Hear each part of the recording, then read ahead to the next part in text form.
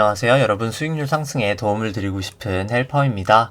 오늘은 요청 주신 종목 중 LNC 바이오 종목 분석하도록 하겠습니다. 우선 영상을 어제 올렸었는데 제가 2021년 유형자산 취득금액 부분을 조금 오기를 했던 게 있어서 그 블루칩님이 조금 그 부분 조금 다시 말씀 주셔가지고 수정하도록 하였고요. 네, 일단 먼저 감사하다는 말씀 드리고 싶습니다. 우선 이제 사업의 내용에서 LNC 바이오가 어떤 일을 하는지 조금 말씀드리도록 하겠습니다. LNC 바이오는 이제 인체 조직 이식제랑 의료기기 그리고 코스메틱이 이제 화장품 쪽 만들고 있고요. 매출 비중으로 조금 설명드리면 현재 매출 비중의 약 84%가 인체 조직 이식제 부분이 담당하고 있고요. 매출 부분의 한 12.9%가 의료기기 기능성 화장품이 약 한 2.7% 정도 이제 비중을 차지하고 있습니다. 화장품은 이제 바이 더 닥터 브랜드고요. 이제 인체 조직 이식제는 이제 유방 재건용 부분이 상당 부분을 차지한다고 합니다. 이제 국내에서 인체 조직 이식제 부분은 점유율이 한 48% 정도 동사가 된다고 하고요. 유방 재건용 같은 경우에는 이제 유방암 환자분이 계속 늘어나면서 이제 매출이 계속 좀 늘어날 거라는 전망치가 많더라고요. 한 50에서 100%까지는 좀 늘어날 거라는 전망치가 보통 애널리스트 리포트 분들에 많았습니다. 그리고 동사에 지금 조금 신성장 동력이라고 한다면 이 메가카티 부분이고요. 퇴행성 관절염 시장 이제 그 관련된 제품입니다. 지금 현재 타사 제품보다 조금 가격 경쟁력이 있다고 하고요. 그 부분 때문에 지금 현재 임상 실험 중인데 임상이 아마 내년 한 3Q 정도, 한 9월 정도? 이제 내년이 아니지 이제는 올해죠. 올해 한 9월 정도 완료 예정입니다.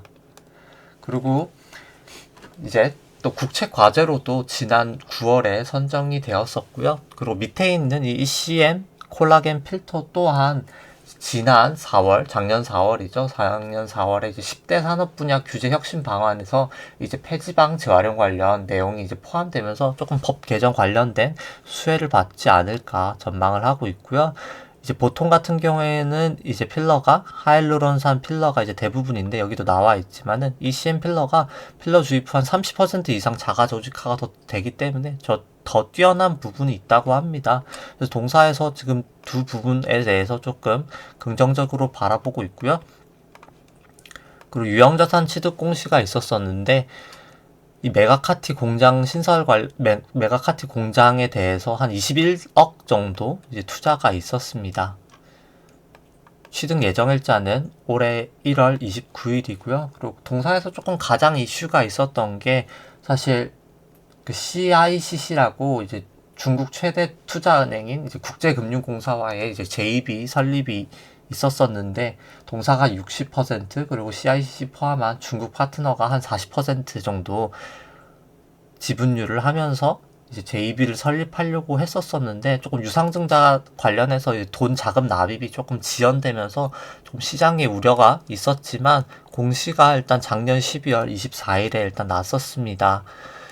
시설 자금으로 한 50억 정도, 운영 자금으로 한 거의 50억 정도 이제 유상증자를 한다는 내용이 있었고요. 그래서 조금 우려가 불식되지 않을까라고 판단을 합니다. 총 한 99.5조 정도 한다고 공시가 났었고요.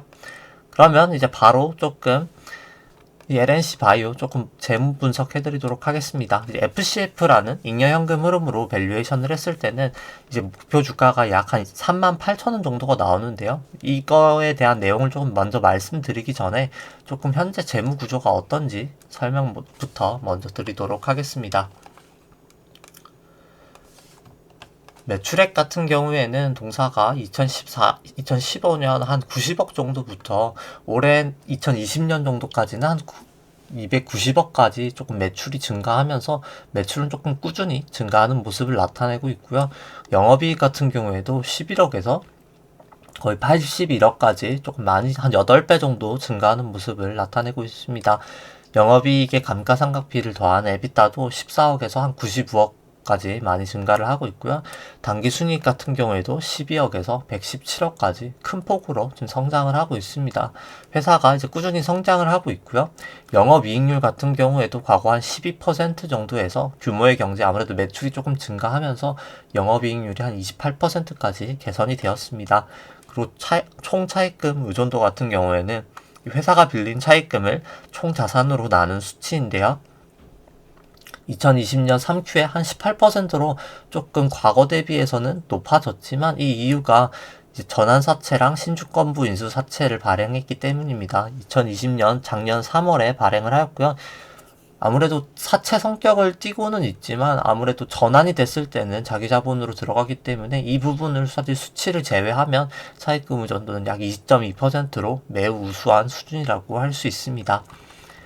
이제 실적 전망치를 토대로 이제 목표 주가를 정하게 될 때 저 같은 경우는 실적을 2020년 한 290억 매출에서 2025년도에는 매출액이 한 680억 정도 난다고 계산을 했고요.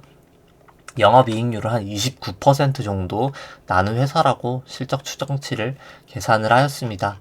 그랬을 때 이제 25년부터 동사가 한 5% 정도 수준으로 꾸준히 성장한다고 가정했을 때 FCF라는 잉여현금 흐름으로 목표 주가를 설정해보면 약 38,000원까지 주가가 상승할 수 있다고 생각하고요. 그렇게 되면 한 16% 정도는 주가 상승 여력이 있다고 생각합니다. 그리고 이 잉여현금 흐름이란 좀 어떻게 계산한지 설명드리면 이 영업현금 흐름에서 캐펙스 금액을 차감한 잉여현금 흐름을 통해서 계산을 하게 됩니다. 그럼 이제 영업현금 흐름이란 회사가 벌어들인 영업현금 흐름에서요. 이제 캐펙스 금액을 차감하게 되는데요. 이제 영업현금 흐름이란 회사가 뭐 물건을 판 금액에서 물건을 만드는 데 들어가는 금액, 그리고 뭐 이자 비용, 뭐 감가상각비는 아니고요. 뭐 이자 비용이나 뭐 법인세 비용, 그리고 인건비 등을 이제 차감한 금액입니다. 회사가 순수하게 벌어들인 현금이라고 생각하시면 되고요. 캐펙스 금액 같은 경우에는 회사가 투자에 들어가는 현금입니다. 뭐 건물을 짓거나 공장을 짓는 데 들어가는 현금이라고 생각하시면 되고요. 이 영업현금 흐름에서 캐펙스 금액을 차감하면 이제 잉여현금 흐름이 나오게 됩니다. 동사회 같은 경우에는 25년도에 한 136억 정도 잉여현금 흐름이 나온다고 계산을 하였고요. 이제 그것을 현재 가치화 시켜서 합산을 하면 약 한 목표 주가가 한 38,000원이 나오게 됩니다.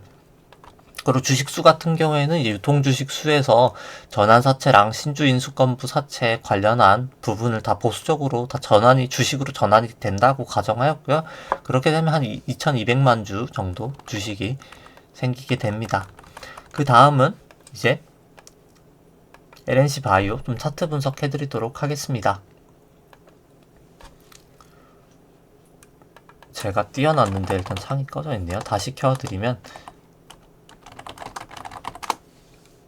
차트 같은 경우에는 상장한 지가 얼마 되지 않았기 때문에 원래는 초장기 추세인 구주봉과 중기 추세인 주봉, 일봉 설명드리지만 오늘 같은 경우에는 3주봉부터 주봉, 일봉 순으로 설명드리도록 하겠습니다.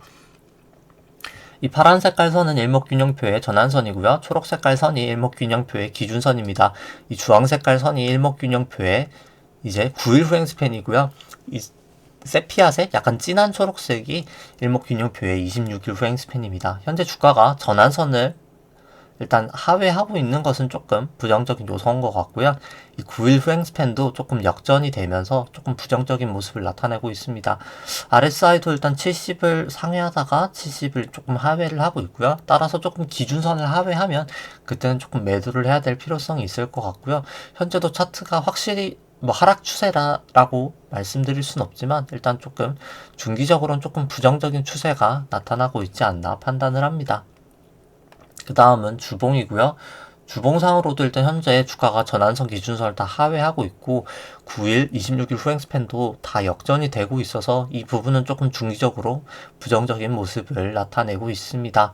다만 조금 긍정적인 모습은 주가가 이 선행 스팬 상단에서 조금 지지를 보이고 있는 점이고요. 그리고 RSI도 거의 40, 지금 한 30분까지 다 왔기 때문에 이 부분은 조금 긍정적이지만 다만 신규 매수를 하신다면 이 전환선과 기준선을 상회할 때마다 일부 매수하시는 게 더 추세적으로 일단 안전할 것 같고요.